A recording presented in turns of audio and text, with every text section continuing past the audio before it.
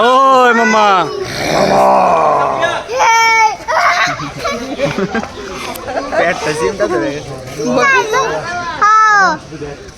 সবাই যে বাঘ দেখতে ইচ্ছে আমরা দেখেন দেখেন কম কম করে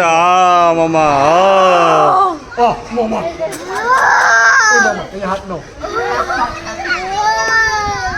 ওর মনে ক্ষুধা লাগছে এই জন্য ই করতেছে ছটপট করতেছে বুঝছো চান্স পাইলে দিবে একটা খাবলা ওয়াও মামা হ্যাঁ ওরা